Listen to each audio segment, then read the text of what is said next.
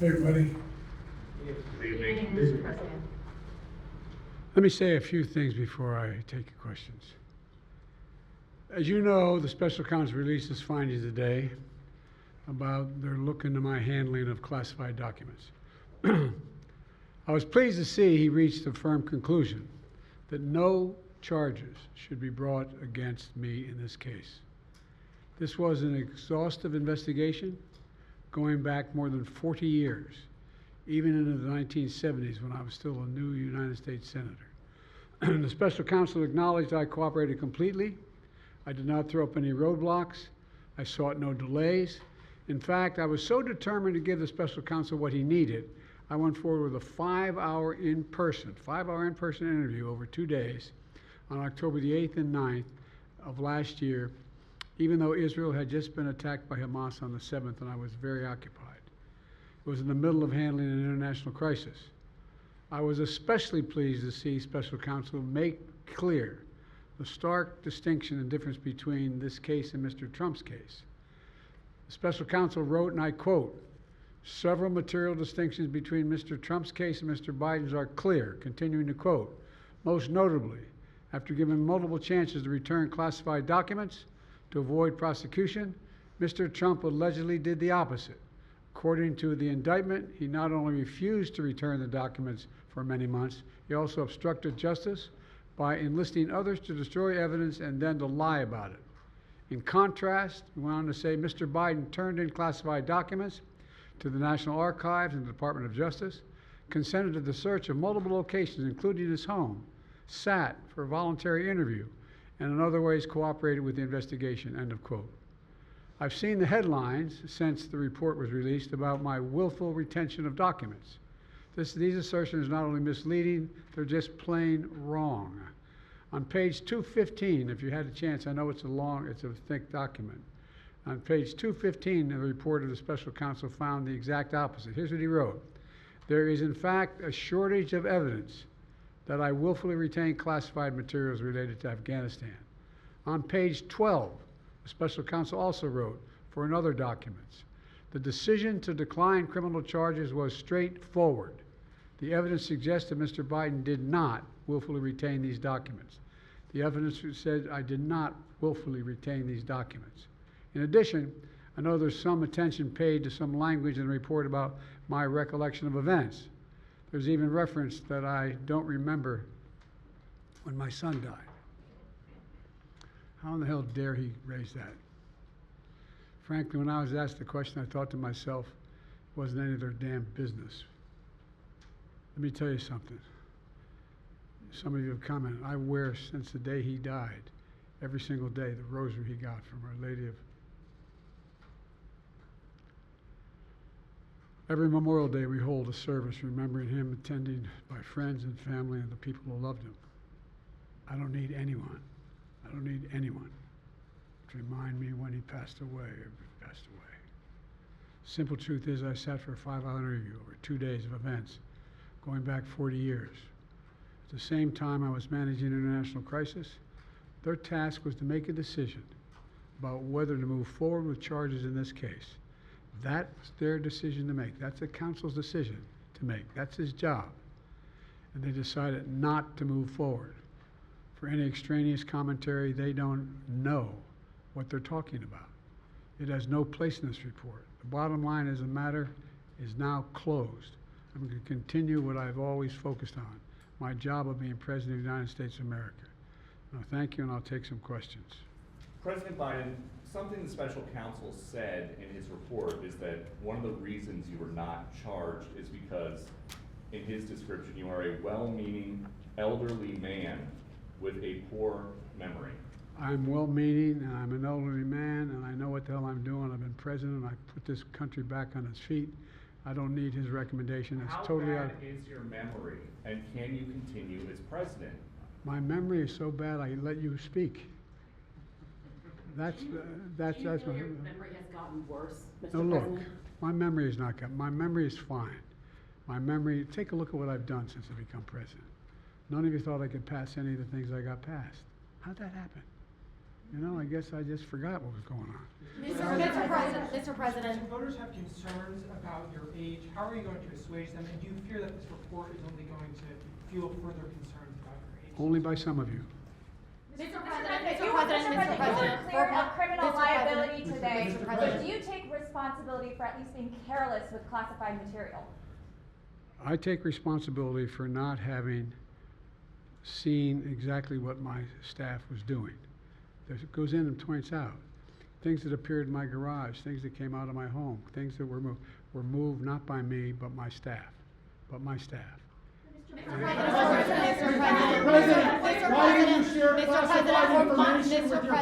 Mr. President, for months when you were asked about your age, you would respond with the words, "Watch me." Watch Many me. American people have been watching, and they have expressed concerns about your age. That is They your s- judgment. they- That is this your according judgment. to public That is polling. not They the expressed judgment of the concerns- press. They expressed concerns about your mental acuity. They say that you are too old. Mr. President, in December, you told me that you believe there are many other Democrats who could defeat Donald Trump. So why does it have to be you now? What is your Because answer I'm to the that most question? qualified person in this country to be president of the United States and finish the job I started. Do you believe that, guys? Mr. President, why are you confusing the names of world leaders? I did not share classified information. I did not share it. With your ghostwriter. With my ghostwriter, I did not. Guarantee you did not. But What the, special counsel said- well, no, he did not say that. He did not say that. Mr. President, Well, let me answer your question. The fact of the matter is, what I didn't want repeated, I didn't want him to know, and I didn't read it to him, was I had written a long memorandum to President Obama why we should not be in Afghanistan. And I was multiple pages. And so what I was referring to, I said classified, I should have said should be private, because it was a contact between the president and the vice president as to what was going on. That's what he was referring to. It was not classified information in that document. That was not classified.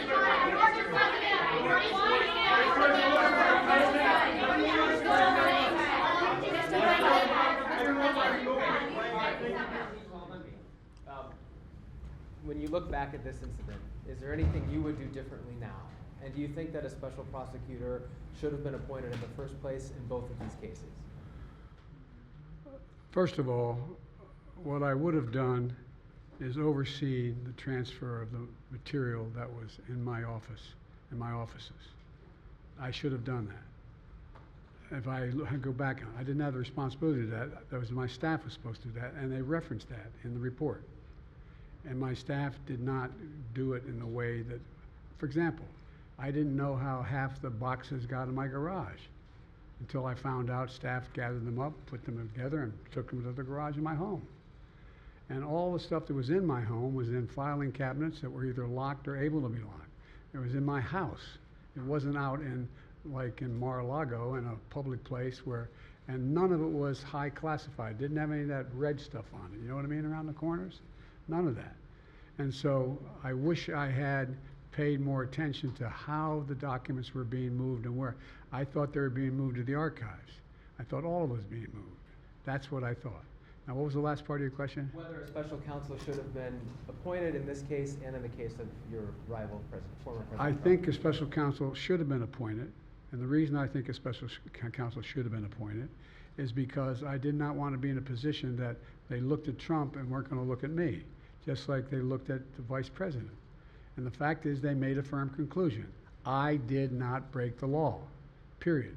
Thank you all very, very much.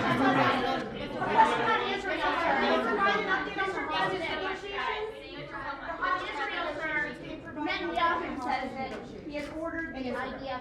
Hostage negotiation, look. I'm sorry. I'm of the view, as you know, that the conduct of the response in Gaza, in the Gaza Strip, has been over the top. I think that, as you know, initially, the president of Mexico, Sisi, did not want to open up the gate to allow humanitarian material to get in. I talked to him. I convinced him to open the gate. I talked to Bibi to open the gate on the Israeli side. I've been pushing really hard to get humanitarian assistance into Gaza. There are a lot of innocent people who are starving, a lot of innocent people who are in trouble and dying, and it's got to stop, number one. Number two, I was also in a position that I'm the guy that made the case that we have to do much more to increase the amount of material going in, including fuel, including other items. I've been on the phone with the Qataris, I've been on the phone with the Egyptians, I've been on the phone with the Saudis to get as much aid as we possibly can into Gaza. There are innocent people, innocent women and children who are also in badly in need of help. And so that's what we're pushing. And I'm pushing very hard now to deal with this hostage ceasefire because, I've been working tirelessly in this deal. How can I say this without revealing it? To lead to a sustained pause in the fighting, in the actions taking place in the Gaza Strip. And because I think if we could get the delay for that, the initial delay, I think that we would be able to extend that so that we could increase the prospect that this fighting in Gaza changes. There's also negotiations. You may recall, in the very beginning, right before Hamas attacked, I was in contact with the Saudis and others to work out a deal where they would recognize Israel's right to exist, make them part of the Middle East, recognize them fully in return for certain things that the United States would commit to do. And the commitment that we were proposing to do related to two items. I'm not going to go in detail, but one of them was to deal with the protection against their arch enemy to the northwest, northeast, I should say. The second one, by providing ammunition and material for them to defend themselves. Coincidentally, that's the time frame when this broke out. I have no proof what I'm about to say, but it's not unreasonable to suspect that the Hamas understood what was about to take place and wanted to break it up before it happened. Mr. President,